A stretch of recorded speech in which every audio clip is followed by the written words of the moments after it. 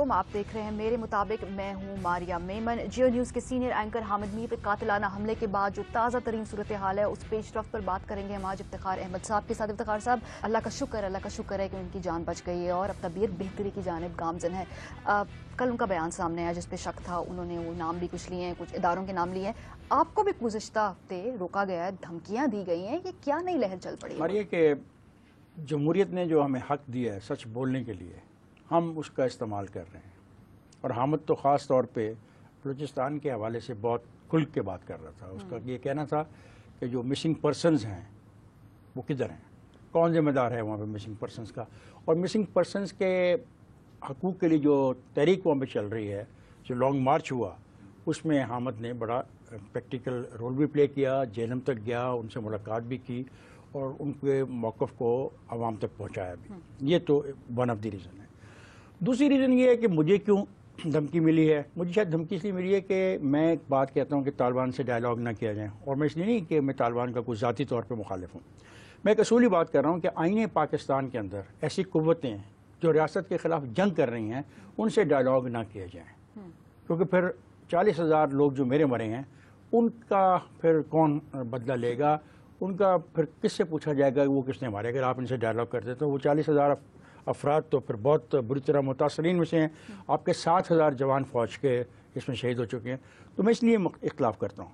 और बलूचिस्तान के मामले में मैं हामिद की हद तक नहीं जाता, मैं से एक कदम पीछे रह के कहता हूँ कि अगर आप तालिबान से डायलॉग कर सकते हो तो फिर आप उनसे क्यों नहीं डायलॉग करते जो आपके अपने हैं। तो ये बहुत बुरी लग गई है, ये उनको बुरी लगी। देखें, रियासत के अंदर रियासत है, जो जमहूरी अमल है इसको इस तरह दिल से अभी कबूल नहीं किया गया।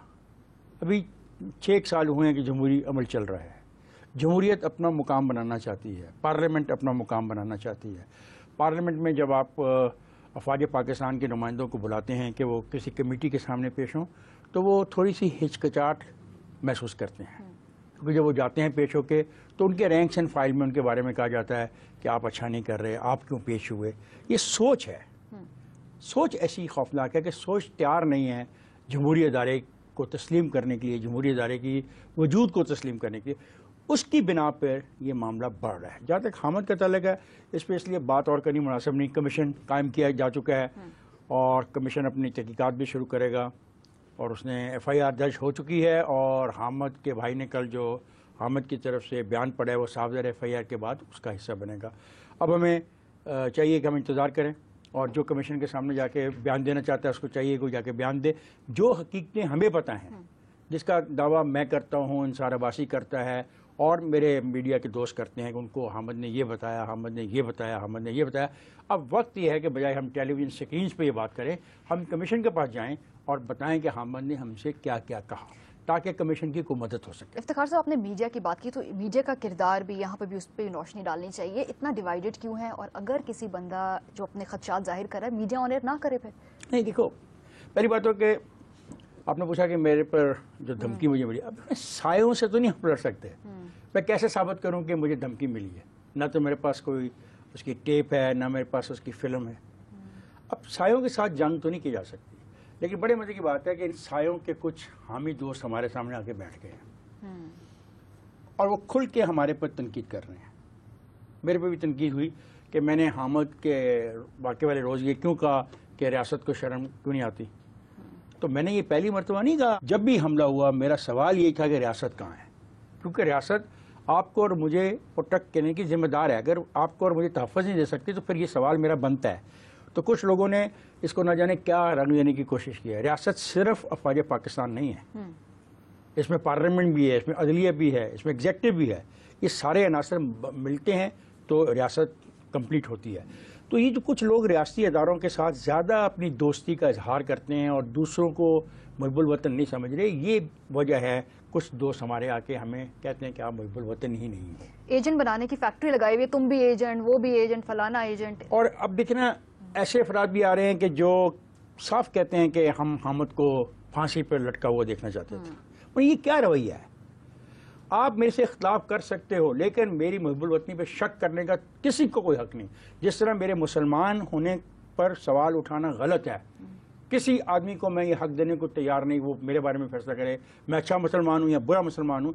इसलिए मैं समझता हूँ कि ये मुनस्सब रवैया नहीं है, ये इस रवैये को बदलना होगा, क्योंकि इस रवैये का हम नुकसान उठा चुके हैं और नुकसान उठाने के हम मुतहम्मिल नहीं हो सकते। रियासत बहुत मुश्किलात में फंसी हुई है, इसमें ये डिबेट को और खींचतान के जैसी और तरफ ले जाने का फ़ायदा कोई नहीं है। क्या आप करना चाहते हैं कि जो मीडिया वर्सेस गवर्नमेंट आपस में क्लैश हो जाए? अगर मीडिया वर्सेस गवर्नमेंट में क्लैश होता है तो फिर इसका फ़ायदा किसको होगा? अगर मीडिया वर्सेस फौज का क्लैश हो जाए फिर इसका फ़ायदा किसको होगा? मैं समझता हूँ हर तौर पे जमहूरी क़ुव्वतों को नुकसान होगा। तो जमहूरी क़ुव्वतों को भी सोचना चाहिए कि उन्होंने क्या करना है।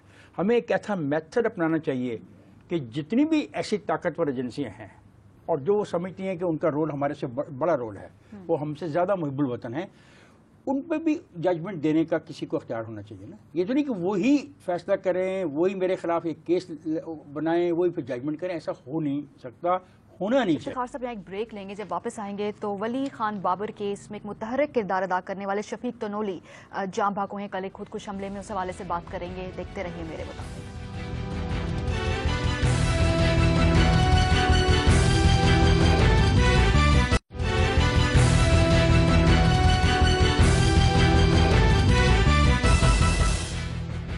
वेलकम बैक टू मेरे मुताबिक। इफ्तिखार साहब, आपने कहा कि हामिद मीर के सिलसिले में कमीशन बन चुका है, अब उसकी तहकीकात होनी चाहिए और उसके फैसला आने तक इंतजार करना चाहिए। एक और केस, वली खान बाबर केस, हम सामने देख रहे हैं कि गवाहान जो हैं वो मारे जा रहे हैं, जो उसको प्रोसिक्यूट कर रहे हैं, जो इंस्पेक्टर्स इन्वॉल्व मारे जा रहे हैं। शफीक तनोली 7 हमलों के बाद कल फाइनली ही गेव इन और वो खुदकुश हमले में जाम भाग हो गया। बहादुर आदमी था और वो उसको पता था कि उसका अंजाम क्या होना है, लेकिन उसके बावजूद पीछे नहीं हटा और उसने पूरा केस तैयार किया और उस केस की तैयारी की वजह से मुलजमान पकड़े गए और मुलजमान को सजा मिलेगी। लेकिन यहाँ रियासत कहाँ है? नहीं, रियासत देखो, ये बात है, एक तरफ हम कहते हैं कि पुलिस काम नहीं करती। जब पुलिस काम करती है और ऐसे वाक़यात आते हैं कि शफीक तनूरी जैसे कैरेक्टर हमारे सामने आते हैं, तो हम उनको उस तरीके से अप्रिशिएट नहीं करते जिस तरीके से उनको अप्रिशिएट करना चाहिए। पर मैं कल सारा मीडिया देख रहा था और आज के मैंने सारे अखबार देखे हैं, शफीक तनूरी उनके लिए इतनी अहमियत नहीं रखता था। हालांकि शफीक तनूरी जैसे जो कैरेक्टर होते हैं ये हौसले की वजह बनते हैं, ये हिम्मत की वजह होते हैं, ये ऐसे निशान होते हैं कि अगर इनको आप अप्रिशिएट नहीं करते तो इनके जो जूनियर्स हैं जो उनके साथ काम कर रहे हैं वो दिल छोड़ देते हैं। वो कहते हैं हम ये सारी जिद्दोजहद मुलजिमों को पकड़ने की क्यों करें जब हमारा अंजाम ये होना है कि हमने एक बम धमाके में मारा जाना है और यहाँ हमें गोली मार दी जानी है, तो हम ये सारा कुछ क्यों करें। अभी हमने पिछले दिनों एक बहुत डिबेट इस मुल्क में देखी है शुरू की, जो कानून बना नया, उस कानून में ये कोशिश की गई है कि ऐसे वाक़यात को बचाया जा सके, प्रोटेक्शन मिले पुलिस वालों को, गवाह को प्रोटेक्शन मिले, जज को प्रोटेक्शन मिले, जो पकड़े जाएं लोग उनको ज़्यादा अरसे के लिए तफ्तीश में रखा जा सके, उस पर भी लोगों को इतराज़ है। तो मुझे समझ नहीं आती लोग चाहते क्या हैं। एक तरफ लोग चाहते हैं कि जी पुलिस अपना किरदार अदा नहीं करती, बहुत नाअहल लोग हैं, बहुत करप्ट लोग हैं। जब ऐसे केसेस में आते हैं, जब 2 अपना पार्टियाँ थीं जो तनूरी के ख़िलाफ़ थीं, 2 बड़े धड़े वहाँ के, और वली खान बाबर की तफ्तीश के बाद उन्होंने जब कातिल एक उनका पुलिस मुकाबले में मारा गया, वली खान बाबर केस की तफ्तीश की और कातिल को उन्होंने पकड़वा दिया, उनका भाई भी कत्ल हो गया इस चक्कर में। अब कितना को वो कुर्बानी दें। तो मैं कह रहा हूँ ऐसे लोगों को तो हमें मॉडल के तौर पे पेश करना चाहिए, तभी बाकी लोग तफ्तीश में दिलचस्पी लेंगे, मुलजमान के खिलाफ काम करेंगे। वरना क्यों करेंगे तो मुझे बता क्यों करेंगे। जब एक आदमी मारा गया, दूसरा आदमी मारा जाए, तीसरा आदमी मारा जाए, चौथा आदमी मारा जाए, गवाह मारे जाएं, तो तफ्तीशी अफसर क्यों तफ्तीश को में कामयाबी हासिल करने की कोशिश करेगा। तो ये बहुत अहम चीज़ है। जो मैं रियासत की नाकामी की बात करता हूँ, ये भी रियासत की नाकामी है। अगर रियासत कहेगी कि हमने उनको एक बुलेट प्रूफ गाड़ी दी थी और हमने गार्ड्स दिए थे और शफीक तनूरी साहब इस किस्म के आदमी थे कि अपनी मर्जी करते थे, अपने मोहल्ले के एक दुकान में जाके बैठ गए और वो इस तरीके से उनको नुकसान हो गया, लेकिन जरूरत तो है। लेकिन उस थ्रेट को न्यूट्रलाइज नहीं किया, उस थ्रेट को न्यूट्रलाइज करो, उसने जिस कुव्वत को पकड़ने के लिए उसने कार्रवाई की, कोशिश की, मुल्ज़मान गिरफ्तार किए, उन्होंने आखिर उसको मार दिया, तो ताकतवर तो फिर वो हुए, रियासत तो ना हुई ना। मैं ये कहना चाहता हूँ कि जो लोग रियासत के खिलाफ लड़ रहे हैं और रियासत के अदारों के खिलाफ लड़ रहे हैं और उन अफराद के खिलाफ लड़ रहे हैं जो रियासत का मुकदमा लड़ने की कोशिश कर रहे हैं, अगर उनका अंजाम ये होगा तो बाकी लोग बददिल हो जाएंगे और पीछे हट जाएंगे। गवर्नेंस की आप बात करते हैं, पंजाब का रुख करते हैं। लाहौर हाईकोर्ट का एक नया सामने फैसला है। उन्होंने कहा कि नई जेलों की तामीर का मामला हल ना हुआ तो वजीर आला को बुलाएंगे। सेक्रेटरी से मामला सॉल्व नहीं हो रहा और लगता है वजीर आला को फिर यहाँ पे भी आकर शायद खुद ही पिछले प्रोग्राम में भी मैंने एक बात कही, वजीर आला ही हर काम करे, वजीर आला ही जिस बच्चे के साथ ज्यादती हुई है उसके सर पे हाथ रखे, वजीर आला जाके मुकदमात में कहे जल्दी करो, वजीर आला कहे जी डिंगी को मारो, वजीर आला कहे जी सड़कें अच्छे बनाओ, वजीर आला कहे जी मटीरियल अच्छा लगाओ। तो फिर वजीर आला खड़ा, तो फिर मेरा ख्याल है वजीर आला को सारे महकमे बंद कर देने चाहिए और खुद ही वजीर आला को सारे महकमों का चार्ज भी खुद संभाल लेना चाहिए। लोग तो कहते हैं वैसे उसने संभाला हुआ है, लेकिन अमली तौर पर उसको चार्ज संभाल के तमाम सेक्रेटरी वक्टरी को फारग कर देना चाहिए। ये गलत है, ये भी इंतहा गलत होगी। अब सवाल है कि जज ने सवाल बहुत अहम किया। उसने कहा अगर आप 9 महीनों में मेट्रो बना सकते हो, आपकी कैपेसिटी है काम करने की, आप में जब हिम्मत थी तो आपने किया, जब आपकी ख्वाहिश थी तो हो गया, तो मुझे बताओ कि 10 साल हो गए हैं जेलों के मामलात को रिजॉल्व करने के लिए, तमीराती मसले को, तो क्यों नहीं कर पाते? तो उसका सवाल बिल्कुल दुरुस्त है।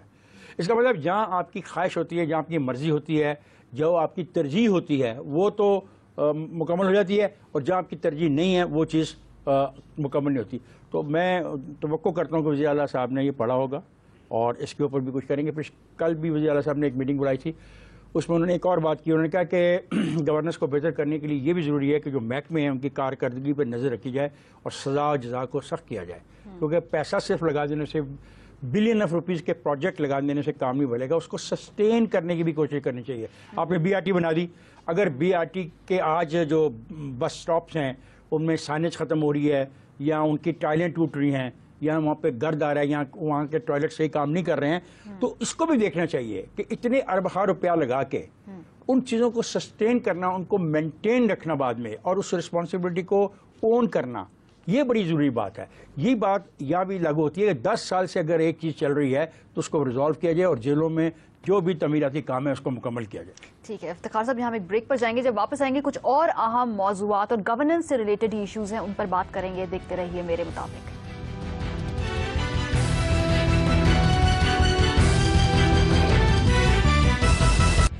वेलकम बैक टू मेरे मुताबिक। इफ्तिखार साहब, आप कहते हैं रियासत को अपना इख्तियार मनवाना होगा, ये बहुत आगे की बात है। ये आलू की कीमत नहीं सेट करा सकते, ये जो है साहब डार साहब ने अल्टीमेटम दिया था कि आलू सस्ता होना चाहिए, 7 रुपए महंगा हो गया है, ये है ग्राउंड रियलिटी। पहली बात है कि डार साहब को सोचना चाहिए कि ठंडे कमरे में बैठ के धमकी देने से कुछ नहीं होता, तावक्त है कि आपके पास पूरा वो निज़ाम मौजूद ना हो जो आपकी धमकी पर अमल करवा सके। ठीक है ना, मैं एक फैसला बैठे यहाँ पे भी कर लेता हूँ कि मेरी टीम ये कर दे, और वो मेरी टीम के पास ना तो सहूलतें हों, ना उनके पास गाड़ी हो, ना उनके पास टेलीफोन हो, ना उनके पास फैक्ट्स एंड फिगर्स हों, और मैं चूँकि कह दिया तो अब मैंने कह दिया, ये रवैया मुनासिब नहीं है। आलू की पैदावार के मामले में इनको इल्म था कि इनके पास आलू कितना पैदा होगा। पाकिस्तान में सालाना जो एक रिसर्च है उसमें 20 किलो आलू एक शख्स खाता है साल में, और 95% जो आलू है वो पंजाब में पैदा होता है। पंजाब की भी सिर्फ एक तहसील उकाड़ा में पैदा होता है, बाकी जो तहसीलें वहाँ पे आलू नहीं पैदा होता। बाकी जो 4% आलू है वो खैबर पख्तूनख्वा में पैदा होता है। अब ये सवाल है कि 36 लाख टन आलू हम पैदा करते हैं, साल हमने 30 लाख टन आलू पैदा किया, 6 लाख का फ़र्क था, और ये सागदार को भी पता था और उस महकमे को भी पता था, जो महकमे की जिम्मेदारी है कि वो इसको रिसर्च तैयार करे, असेसमेंट करे कितना आलू पैदा हुआ। इन्होंने क्या किया, इन्होंने कहा जी आलू आप बाहर फ़रोख्त कर सकते हो, नोइंग वेरी वेल कि आलू कम पैदा हुआ है, इन्होंने इजाज़त दे दी, आलू बाहर जाना शुरू हो गया। एक अंदाज़ा है कि ग़ालिबन 1 लाख टन के करीब आलू जो है ना वो बाहर चला गया। अब पहले 33 की कमी थी, 1 लाख और चला गया, 32 की कमी आ गई। इन्होंने कहा जी हम हिंदुस्तान से आलू ख़रीद के इस कमी को पूरा कर लेंगे। हिंदुस्तान से जो बुरा आलू है, जिसको छोटा सा एक छोटी सी आलू नुमा एक चीज़ होती है, छोटे साइज़ की वो बिकती है, वो अगर हम इंडिया से मंगवाते हैं तो वहाँ पे 17 रुपये कीमत है उसकी आज, और यहाँ पे आके वो 35 रुपये का पड़ जाएगा। छोटा बिल्कुल ऐसे वो आलू की फसल मस्कीन आलू की फसल होती है, उसमें छोटे रहते हैं। अच्छा आलू अगर हम मंगवाते हैं इंडिया से तो वहाँ पे 23 रुपये इसका रेट है, और यहाँ पे आएगा तो वो 42-43 रुपये हो जाएगा, वो 50 रुपये का बिकेगा। इसहाक साहब कहते थे कि आलू जो है वो 30 रुपये का बेचो। भाई कहने और करने के दरमियान फ़र्क है। इसहाक साहब, आप अपने महकमों को देखें, उनकी कारकर्दगी क्या है। इसमें नाकामी है उस महकमे की जिसने देखना था कि आलू कितना पैदा हुआ, और मुतबादल देखना। अब आलू की बिजाई होने वाली है खैबर पख्तूनख्वा में। तो मुनासिब ये होगा कि खैबर पख्तूनख्वा में जो आलू बीजने हैं पिछले साल के मुकाबले में उसका रकबा थोड़ा सा और बढ़ा लें ताकि आलू और आ जाए, और जो आलू पाकिस्तान से बाहर जा रहा है इसको फिलफौर बंद कर दें, वरना फिर ये मुश्किल आएगी। आप इंडिया से भी लेंगे आलू तो वो उस कीमत पे नहीं बिकेगा जिस कीमत पे आप कह रहे हैं। एक और मुश्किल भी आने वाली है, मोबाइल कार्ड्स पर दुगना टैक्स लगने वाले 54 रुपए। जब मैंने खबर पढ़ी ना, मुझे तो यकीन करें लगता है ये सेल फोन अब सिम कार्ड नहीं अफोर्ड कर सकते। मैं बड़ा खुश हुआ, 3G आपने ले लिया, 4G आपने ले लिया, मैंने कहा मजा आ गया, सारा दिन हाथ में मेरे मोबाइल होगा, गपशप होगी, लाइव सड़क पर चलते हुए बातें करूंगा, कीमत अदा करनी पड़ेगी। अब मुझे जो आप लोग बता रहे हो वो तो बड़ा सीरियस मामला है कि इतनी कीमत अदा करनी पड़ेगी और दुगना टैक्स लगा के 100 रुपये कार्ड पर 54 रुपये की कटौती होगी। देखो बात यह है हमारी FBR इस तरीके से कब तक पैसे इकट्ठे करेगा? आप तमाम वो तरीक़ेकार हैं जो आवाम को बरास्त मुतासर करते हैं। FBR उसी तरीके से टैक्स को लेकर है, जो गरीब आदमी इस्तेमाल कर रहा है 100 रुपये का उसको भी 55 रुपये देने पड़ जाएंगे। मैं दोबारा एक बात कहता हूँ कि भाई एक तरफ आप कभी हमें कहानियाँ सुनाते हो, आपको 33 लाख आदमियों के नाम पड़े हैं जो टैक्स नेट में आ सकते हैं, अगर वो 33 लाख टैक्स नेट में आ जाएँ तो इतने खरबों रुपया मिल सकता है। उनको लाने की बजाय तुम आसान तरीन तरीका तुमने सोचा हुआ है कि जो पहले ही बेचारा दे रहा है उसको और तंग करो, उसको और मजबूर करो। मैं इसके खिलाफ हूँ और इसहाक साहब ये बात आपको सोचनी चाहिए कि हम लोग जो टैक्स दे रहे हैं उनकी तादाद कितनी है। अगर इतने अमीर हैं पाकिस्तान में तो मुझे बताएं फिर बाकी प्रॉपर्टियां, गाड़ियां, कारें, हवाई जहाज और ये फार्म हाउसेज, ये सब किसका फिर? ये तो नहीं, बड़ा जरूरी है। देखो बच्चे, इस तरह तो फिर हम ही देते रहेंगे पैसे कि तो एक दफ़ा हमसे 55 रुपये काट लेंगे, फिर 60 रुपये एक ये बताएगा हमने 100 रुपये का कार्ड डलवाया और 75 रुपये इन्होंने काट लिया, 25 रुपये हमारे पास रह गए। इफ्तिखार साहब हकीकत तो ये भी ना, जो पार्किंग स्टैंड्स पे भी तो हम दे रहे हैं ना एक तरीके से भत्ता, ये वहाँ पे भी कब्जा माफिया है। स्टैंड का भी बहुत मसला बन गया है, वहाँ पे कोई सिमिलर नहीं है, कोई कहीं 40 रुपए है, कहीं कितना मन आप ये कह रही हो। मैं कहता हूँ जहाँ पे किसी चीज़ का कोई रेट नहीं है उस पर कभी डिबेट करेंगे बैठ के कि रेट क्या होते हैं, कैसे बनाए जाते हैं।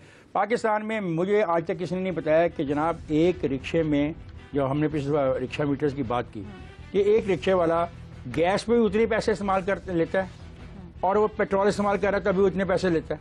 यही हाल आपके तमाम लोगों का। अब पाकिस्तान पे आप, मुझे पता है पाकिस्तान का आप हवाला क्यों दे रहे हो। जो पिछले दिनों जो पार्किंग स्टैंड दिए ज़िली हुकूमत ने एक फर्म को, अब उस फर्म ने कहा कि जी जो सारे कब्जे हैं आप हमें छुड़ा के दें तब हम अपना कारोबार शुरू करें। गवर्नमेंट ने कहा जी हम आपको छुड़ा के देंगे, बिल्कुल नीट एंड क्लीन इलाके देंगे।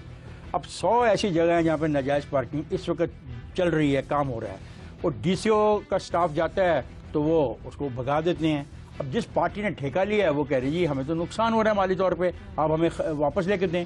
अब यहाँ पे तय होगा कि रियासत किसके पास है, ताकत किसके पास है, इख्तियार किसके पास है। क्या उन 100 लोगों के पास है जिन्होंने नजायज़ कब्जा किया हुआ है, या रियासत के नुमाइंदे DCO के पास ताकत है कि वो जगह खाली करा के उस पार्टी को देगा जिस पार्टी से इन्होंने वादा किया है कि वो उसको तमाम जगह। बहुत तवील और अहम बहस है, इसके मौजू पे हम बार बार बात करते रहेंगे। अभी प्रोग्राम का वक्त खत्म हो गया है। हमें लिखना ना भूलिएगा, mm@geo.tv पर। अपना ख्याल रखिए। खुदा।